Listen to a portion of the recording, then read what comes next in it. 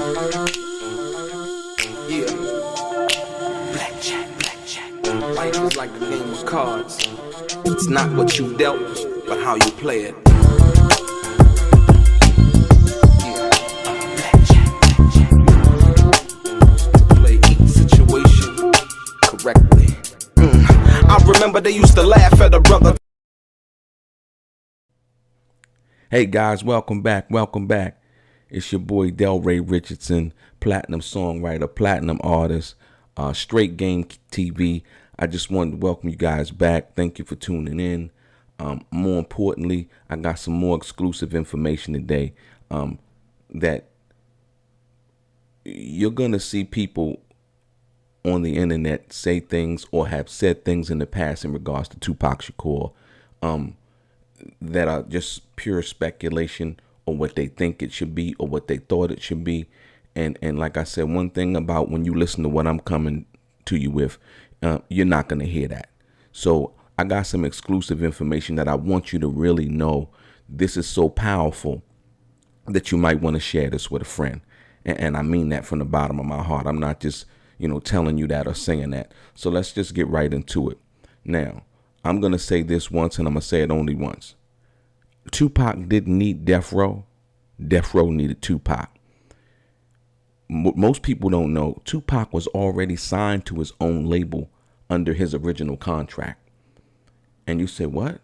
I said, yes, he was already signed to his own label. And the key to that, and I'm going to read this information that I'm going to share with you, a lot of people are not aware of. And the reason why is a lot of people don't want to do their research and really delve into the intricacies of what really is. Remember, I told you guys, if you've seen the video that I've done, that that DeathRow didn't bail out Tupac. Not only am I going to prove that to you in understanding, I remember I told you it was Atlantic Records and it was Interscope and it was the bail bonds company. I shared that with you on the Art of Dialogues channel. But today I'm going to delve a little bit more into what that is. And so that you understand. So check this out.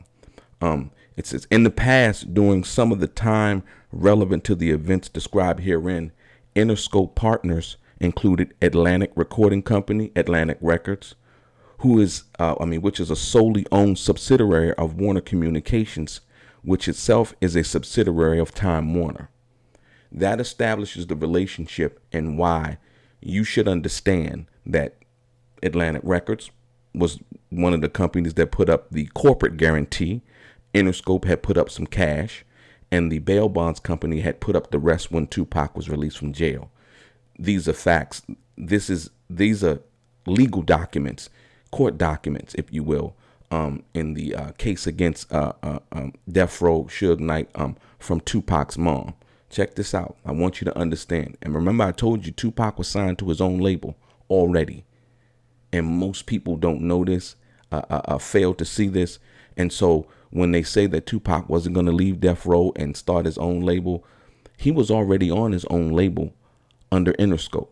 And those three albums that he signed from that a deal memo from prison, that like 5-page letter, the three albums were the albums that he still owed to Interscope.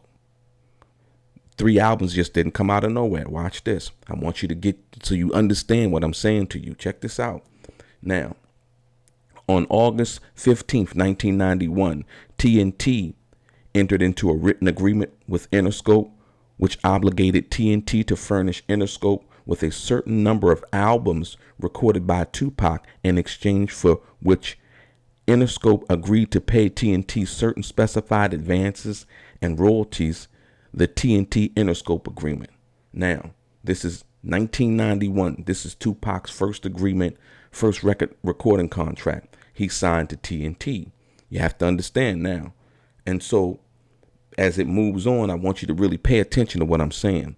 It says, the TNT Interscope Agreement obligated Interscope to furnish TNT with periodic reports which reflected the status of TNT's entitlement to receive royalties earned from the sale of Tupac's records by Interscope.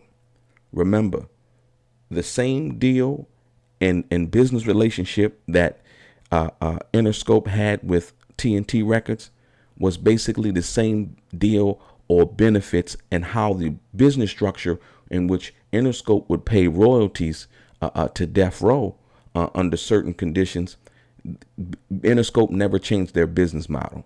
The only thing different with that was Suge Knight owned his masters, which was a powerful thing. But you got to understand, I'm telling you now, that Tupac was already under his own record label, which gave him more power than any hip hop artist in the industry at that time. It just wasn't talked about. But this is legal documents, and I'm going to give you the game so that you understand how powerful Tupac was, and that no matter what happened with the Death Row situation, like I told you, he wasn't signed to Death Row. Tupac already had this agreement in place, which was the only legally enforceable agreement in any court of law, which made sure that Tupac was going to get paid. Not the 18% royalty that he was duped to believe that he was going to get in that letter when he came from prison, but the contract that was actually signed in 1991 with Interscope. Check this out. You got to listen to this one carefully now. On November 12th, 1993, TNT, Interscope, Tupac, and Out the Gutta Records. Gutta entered into a written agreement, the TNT, Interscope, Tupac, Gutta Agreement, which provided for the assignment by TNT of its rights in the TNT Interscope Agreement to Gutta. So basically that's saying that Gutta is now taking over the obligations that it would have to Interscope, that TNT would have to Interscope. Gutta, Tupac's label, is now taking over that responsibility. And I was independent when I was Tupac. Me Against the World, I just bought my old managers out. I had it all now. What he was a principal of was the company that brung out Thug Life, the group with Tupac, the group that he had formed. That was the label that spearheaded the Thug Life thing. Go look it up. That's Tupac's label.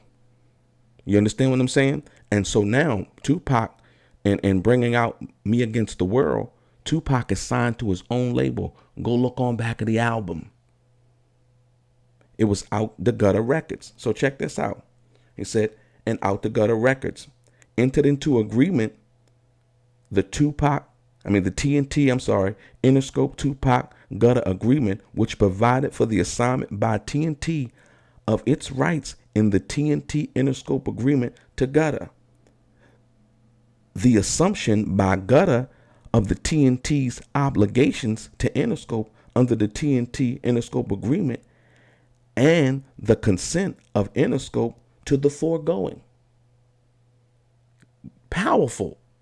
So minus Death Row coming to get Tupac out of jail. Tupac was solid. Tupac was signed to his own label, distributed through Interscope under his agreement when he released Me Against the World. Remember, this is 1993. So Tupac is now saying, no, I want to do this through this, and how this would move on forward, right? Check it out. This is very important. And it establishes what I'm saying. Like I said, legal papers, you can look it up. Tupac was a principal of Gutta, as well as being the sole performer whose services were being offered by Gutta. In the TNT Interscope Tupac Gutta Agreement, Tupac guaranteed that Gutta would fulfill all of the obligations which it was obligated to fulfill under that agreement. Did y'all hear that? Once again, because you got a lot of people out here spreading a lot of things. This is Tupac's contract with Interscope. Remember, Tupac had no contract with Death Row, no official recording, legally enforceable contract, right? I'm going to say it once again. Tupac was a principal of Gutta, as well as being the sole performer whose services were being offered by Gutta. In the TNT Interscope Tupac Gutta Agreement, Tupac guaranteed that Gutta would fulfill all of the obligations which it was obligated to fulfill under that agreement. Forget what they're telling you, man. These are the facts. And check this out. And last but not least, to show you that Tupac was going to be paid no matter what, had he lived, right? And that he was owed money, and it didn't matter what nobody else. Like I said, once again, when you deal with the facts of the matter, Tupac had a legally enforceable contract with Interscope before DeathRow was even affiliated in regards to with Interscope and that whole situation. And like I said, that's not a bad thing. But like I said, just so that people understand, because they keep yelling out this stuff that's not really actually facts, right? Check this out. Y'all ready? I'm going to show you established where he was already set. He didn't really, all of that other stuff that they were talking about is just irrelevant. And just they want to just talk about it. And it's cool. Do your thing. But when you want the facts, yo, Straight Game TV, I'm going to give it to you like this. Check this out. It said, pursuant to the various and sundry agreements described above, Tupac recorded a number of record albums which the various contracting parties produced and marketed. Pursuant to those agreements, advances and royalties were to be paid to Tupac, and periodic statements accounting for royalties due and owing to Tupac were to be provided to him. I'm sorry, I gotta read that one again. I kind of messed up at the end. Y'all ready? I'm gonna say it again so that you understand. Remember, I told you Tupac was his own man. And most people didn't understand that. He didn't own his masters under the Interscope Agreement, but they were obligated to pay him like they paid TNT, because TNT transferred the rights or the obligations they had under the agreement to Gutta. And Tupac was a principal of Gutta. Check it out one more time so that we don't get confused with it.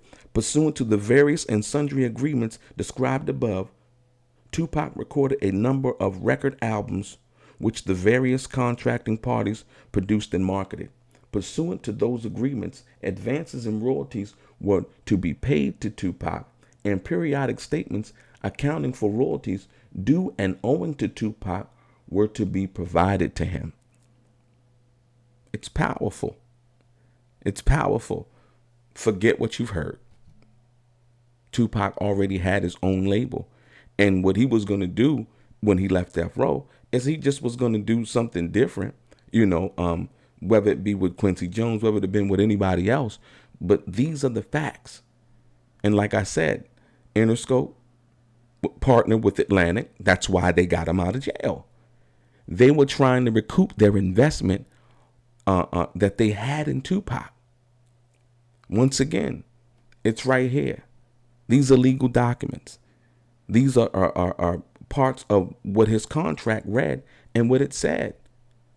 Gutta Records, Interscope, Tupac, principal of Gutta, the sole artist under Gutta, and you heard it here, that they were to provide Tupac with royalties. So for all eyes on me, for Me Against the World, for the Machiavelli album, all of those records were a part of Tupac's Interscope agreement. Remember, I told you he had no contract legally binding or legally enforceable with DeathRow. Your boy, Delray, Straight Game. All I want you to do for the information that I'm bringing you is click like, click share, and subscribe to the channel. I'm going to be back with more exclusive information. Thank you for your time. I appreciate you. Your boy Delray, Straight Game.